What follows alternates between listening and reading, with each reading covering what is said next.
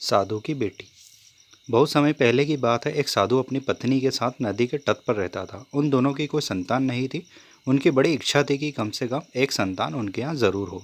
एक दिन साधु जब तपस्या में लीन था, तभी एक चील ने अपने पंजे में फंसी एक चूहिया उसके ऊपर गिरा दी। साधु ने उस चूहिया को घर ले जाने का निश्चय किया, लेकिन उससे पहले उसने उसे एक लड़की में बदल दिया।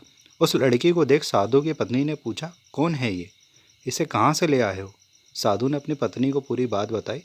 उसकी पत्नी बहुत प्रसन्न हुई और वहाँ बोले, तुमने उसे जीवन दिया है, इसीलिए तुम ही उसके पिता हुए। इस तरह मैं उसकी माँ हुई। हमारे यहाँ कोई संतान नहीं थी, इसलिए भगवान ने इसे हमारे पास भेजा है। जल्दी वहाँ बच्ची एक बहुत ही सुंदर युवती बन गई। जब वहाँ 16 साल की हुई तो साधु और उसकी पत्नी ने उसका विवाह करने का निश्चय किया। साधु ने सूर्य देवता का आह्वान किया। जब सूर्य देवता उनके सामने आए तो साधु ने उनकी बेटी से विवाह करने का अनुरोध किया। हालांकि लड़की को यह विचार अच्छा नहीं लगा और उसने कह दिया, क्षमा कीजिए, लेकिन मैं सूर्य देवता से विवाह नहीं कर सकती क्योंकि वहाँ बहुत गर्म है। निराश साधु ने सूर्य देवता से कहा कि अब वे ही इसकी उसकी लड़की के लिए कोई सुयोग वर सुझाएं। सूर्य देवता ने कहा, बादलों के देवता से आपकी लड़की की जोड़ी सही बैठेगी क्योंकि वे धूप की गर्मी से उसकी रक्षा कर सकते हैं। साधु ने अब बादल देवता से उसकी लड़की से विवाह करने का अनुरोध किया। इस बार भी लड़की ने इनकार कर दिया और बोली, मैं इस काले व्यक्ति से विवाह नहीं करूंगी।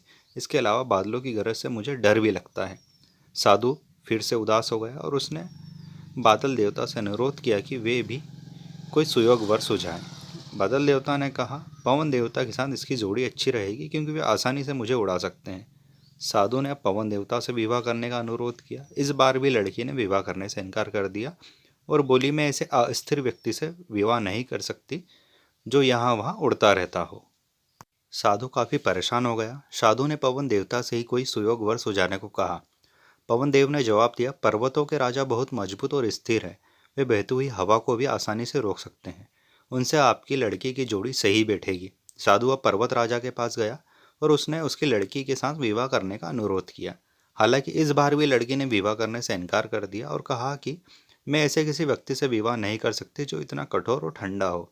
लड़की ने साधु से किसी नर्म वर को खोजने को कहा। साधु ने पर्वत राजा से सलाह मांगी। पर्वत राजा ने जवाब दिया, किसी चूहे के साथ ही आपकी लड़की की जोड़ी अच्छी रहेगी क्योंकि वहाँ नर्म भी है और आसानी से किसी पर्वत में भी बिल बना सकता है। इस बार लड़की को वर पसंद आ गया। साधु काफ़ी हैरान हुआ और बोला, भाग्य का खेल कितना निराला है।